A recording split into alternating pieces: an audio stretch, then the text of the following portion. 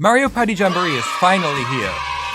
The 18th overall installment in the long-running fan-favorite and family-friendly Mario Party series, and third installment created for the current generation console, the Switch.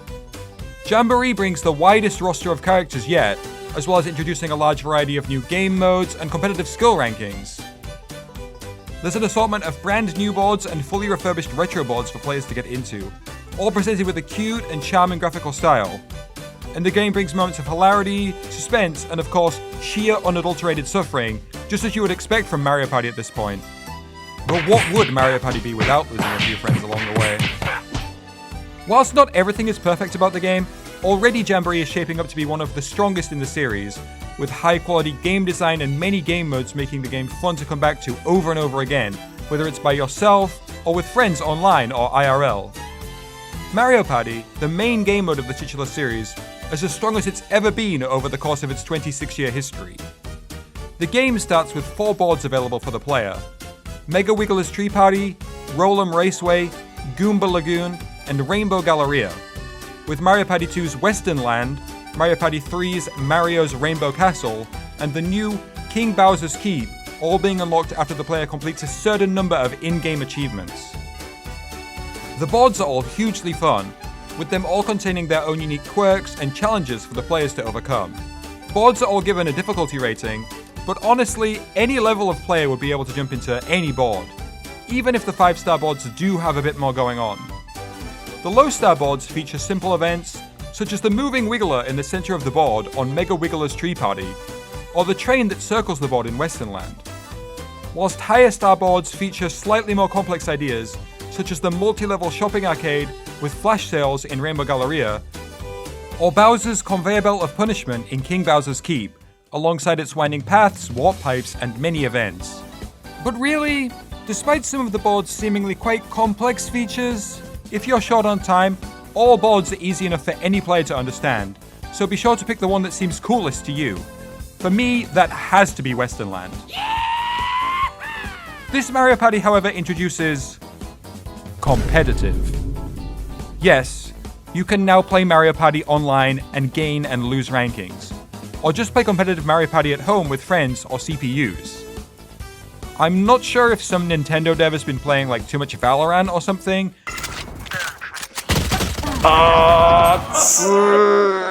but this change is definitely a welcome inclusion. Not only does this not change anything for those who just wish to have a random and sometimes frustrating 1 or 2 hours of casual Mario Party fun, but now more hardcore gamers can enjoy Mario Party in its more competitive and fair manner. Pro Rules comes with a lot of changes to the traditional Mario Party formula. The base family fun Mario Party plays with a lot of luck, and players always have a chance for things to swing their way, even if they're new to the game or just not much of a gamer, meaning that the game is fun for pretty much everyone. The regular game mode features random minigames, 2 unknown bonus stars, and many random spaces, such as lucky, unlucky spaces, chance spaces, and Bowser spaces. But in Pro Rules, many of these things are changed or removed entirely to give players the most skill-based way to play Mario Party possible. The now single bonus star is announced before the game, minigames are voted on, and the random spaces now have set actions or are removed entirely.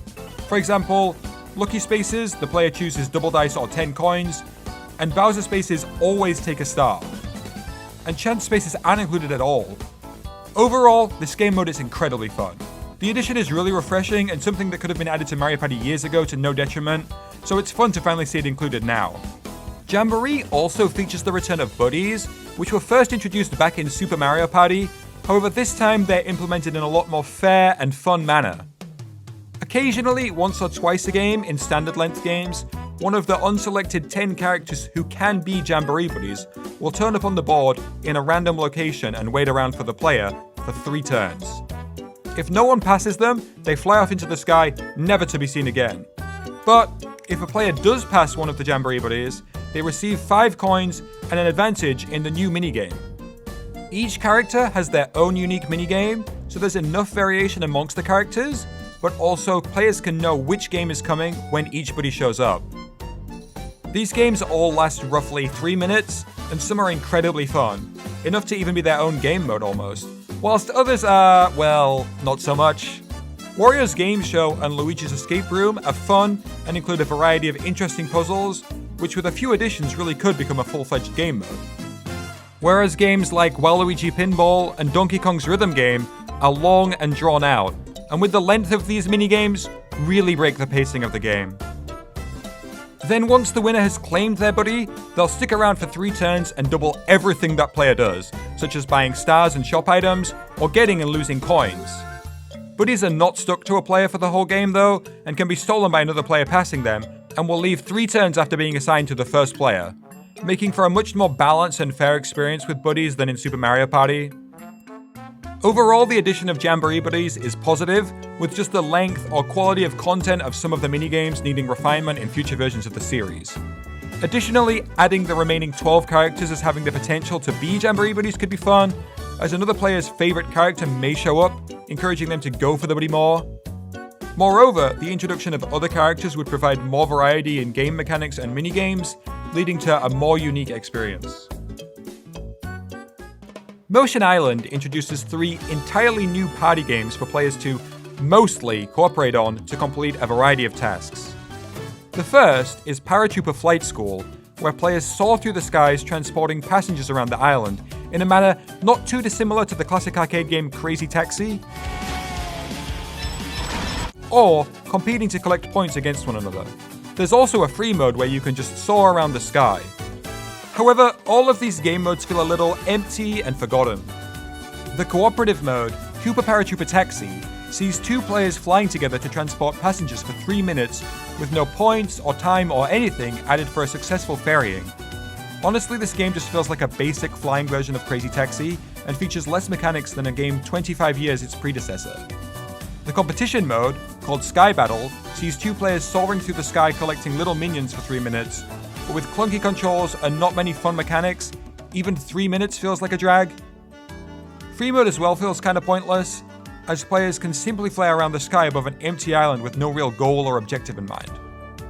Whilst this game mode is fun for the first 5 minutes, it would have been nice to see Nintendo give this game a little more love, or just leave it out entirely, as its current state feels a little detrimental to the game.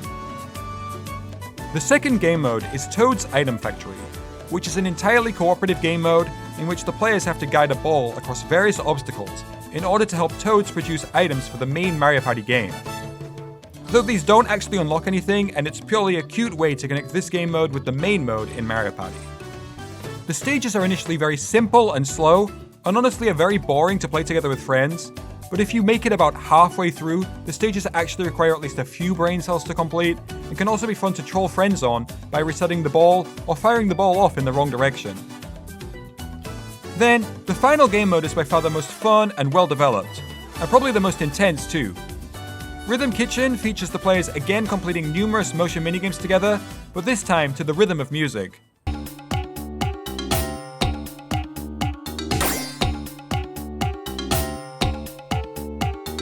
Players are judged by 3 Yoshis on their ability to slice, skewer, scoop, and maul, with a range of intensity in the game modes. And at high speeds, the game mode is incredibly challenging, and at the same time hilariously fun. But honestly, I'm not sure why the Yoshi are scoring this so harshly, when I'm pretty sure they'll eat anything. Overall, the 3 Motion Island games aren't hugely deep, and the game wouldn't suffer if they never existed. But they do add some value to the game, especially in Rhythm Kitchen. If you just want a break from the longer Mario Party mode, or want to rekindle your friendship after stealing a star in the last round, looking at you, boo, then these co-op games are the perfect thing. Another 2 features are introduced in the form of Bowser challenges. These differ greatly from the rest of Mario Party, as only 1 player can play per Switch, despite the games being for 20 and 8 players. The first game is Koopathlon, a 20-player versus race where players take on 19 others to be the fastest to the finish line. This can either be 3, 5, or 7-lap races against CPUs, or a set rank 5-lap race against other players online. Players complete on single-player minigames to see who can collect the most coins, with each coin equaling exactly 1 space on the race board. Then, after 3 pre-selected minigames, all 20 players are thrown into the same Fall Guys-esque minigames by Imposter Bowser, where players aim to survive until the end to not face punishment in the form of losing progress on the board.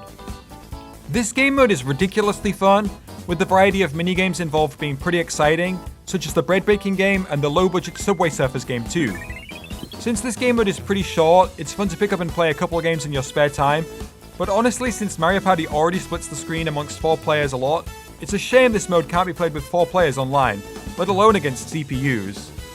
It would also have been interesting for the developers to lean into the 20-player on-screen game mode more, and maybe create things like the Yoshi Jamboree Buddy minigame, but for 20 players. A Mario Party Fall Guys inspired game or game mode would certainly be very successful, I'm sure. The second game mode is Bowser Kaboom Squad, in which teams of 8 work together to protect a city from imposter Bowser by collecting bombs and firing them from a cannon. Again, this game mode can be played by 1 player, either with 7 CPU allies or 7 players online. The game is split into 5 rounds, with each round ending in a series of 8-player cooperative minigames, where the players compete for prizes to help defeat Bowser. Overall, the game mode is quite fun and relatively short, so it's good for a quick burst of Mario Party, but the main game is less exciting than that of Koopathlon, and I'd imagine that many players would gravitate to playing that rather than Bowser Kaboom Squad. Also, since the Switch has the capacity to have up to 8 players, it would be nice for them to implement an 8-player cooperative game mode on one console, as this would make for a better party game experience. So let's talk minigames. Probably the most enthralling and most anger-inducing part of the Mario Party series, well, aside from maybe the chance tiles. Mario Party Jamboree includes over 110 minigames, but after playing a few boards, it doesn't really feel like that's the case. Featuring many new and returning games, including self-titled pro gamers' favorite, Domination, Mario Party Jamboree's minigames, for the most part, are fun and enjoyable, just as they've always been across the series. The game features a number of motion control minigames, as well as many in which players can use more traditional controls, with the ability to switch the motion control minigames on and off. Whilst this feature is nice, meaning that players who prefer pro controllers and such can play the game without being forced to use Joy-Cons, this feature really makes the number of games limited.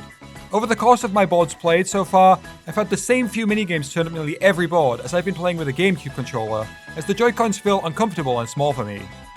Having tested the minigames in Minigame Bay, it certainly feels like many of the motion games could be played with controller inputs, and so having the motion games on-off feature in the game settings simply change them between motion and controller would add more variety to the games while still allowing players their preference of controller. And speaking of Minigame Bay, that's what we come on to next. Minigame Bay features a variety of activities involving Mario Party Jamboree's minigames. Of course, there's free play, but there are an additional 5 modes besides that. They are daily challenges. Wait, they put Wordle in my Mario Party? And tag match, survival, showdown minigame battle, and boss rush. Whilst there's nothing unique to mention about free play, of course it's nice to see it in the game, as playing a quick minigame, practicing to beat your friends, or speedrunning all minigames is always fun. But the addition of the new modes also add a lot to what could have just been quickly made and forgotten about by Nintendo. The daily game is a collection of 3 minigames in which players compete for a star, and is a nice way to encourage players to check out the game every day. Then Tag Match is a great way to compete with both players locally and online in 2v2 competitions. Survival is what it says on the tin, as players try to survive against each other whilst parasailing. Showdown minigames sees players completing in Showdown minigames for the most coins, with the Boss Rush seeing all the players work together to beat all the bosses from Party Planner Trek single player mode. Whilst individually the game doesn't gain much from the inclusion of any of these games, it is nice to be able to play single player bosses with friends and practice the minigames in a more fun and creative way than just choosing the minigames in free mode. And since Nintendo could have just put free play minigames and people would have been happy, these inclusions are great to see, and collectively add a lot to the minigame bay. Now, we'll finally touch on the aforementioned Party Planner Trek mode, the new single-player game mode for Mario Party Jamboree. This mode, much like many of the minigame modes, by itself isn't making the game a masterpiece, but together all these small additions really benefit the game. I never thought I'd really want to put Mario Party on whilst I'm having a chill night at home alone, but Jamboree is the first in the series I feel like putting on whilst watching some YouTube on the side. Party Planner Trek mode sees the player move around the game boards from the main Mario Party mode, helping Goombas, Toads, and more set up for a party. Each character has challenges from winning minigames to quizzes to finding items scattered around the map. Whilst this game mode isn't particularly challenging, it's fun and a unique way to play Mario Party single player. And you get some cool rewards for helping out your little friends. And it's rewards, ranks, achievements, etc. that deserve their own section in this video. Never have I thought I wanted a competitive Mario Party, but they really threw rankings into everything in this game. Whether it's competing in Pro Rules, Mario Party, just doing 2v2 tag matches, or trying to be number 1 in the world at domination, players can really test their skill against people all over the globe at pretty much any aspect of the game. Whilst I'm not sure the game needs to go so hard and try to be the next Valorant, the addition of competitive skill rankings doesn't really take anything away from the original Mario Party experience, and thus can only be considered a nice addition to the game. Then, there's achievements. It feels like every game has achievements these days, and honestly, this part of the game is the only part that really feels like they added it just for the sake of adding it. With each achievement, the player gains 1 level until the maximum of level 50, with each level unlocking additional reactions, music, and game boards. However, most achievements are laughably easy, such as play the game, and players can unlock the game boards and reactions quickly by just, well, playing the game. And thus, since not much skill or effort is required, it really feels like, why not just start the game with all the emotes and boards? Or tie them to different things in the game, such as playtime like they do in Smash? Again, whilst this feature doesn't really hinder the game, it's a little sad to not be able to play Western Land from the start, and it really feels like an unneeded addition to the game. Finally, players can decorate their hub with decor unlocked through the single-player game mode, and whilst again unnecessary, who doesn't love customizing things to match their favorite colors and characters? So this is a cute little thing we can be grateful Nintendo threw in, I guess. Now, let's take a look at some of the non-gameplay elements and focus on the visuals. Really, there's nothing negative to say at all about the visuals in Mario Party Jamboree. All the characters and models are high quality and thoughtfully made. The little emotes the players can spam throughout the game are super cute and pretty comical too. Each board has a million different little details that really make the game feel immersive, with no noticeable frame rate or graphical issues. And a personal favorite little thing is the way the characters pray during the results screen. It doesn't take a math genius to work out who won before the reveal, and the idea that all the little fellas are so eager to see who won is so heartwarming and adorable. And it's little details like this that really makes Nintendo games stand out. As for the music, it's what you expect from Mario and Nintendo at this point. High quality, cute, upbeat, and well made. The music, whilst never standing out, doesn't really need to in a game like Mario Party, as we're not here for high stakes storytelling and just for some silly fun, and the music matches that perfectly. Having said that, the music in the Rhythm Kitchen is super creative, with quick changes in rhythm really challenging the players trying to get high scores.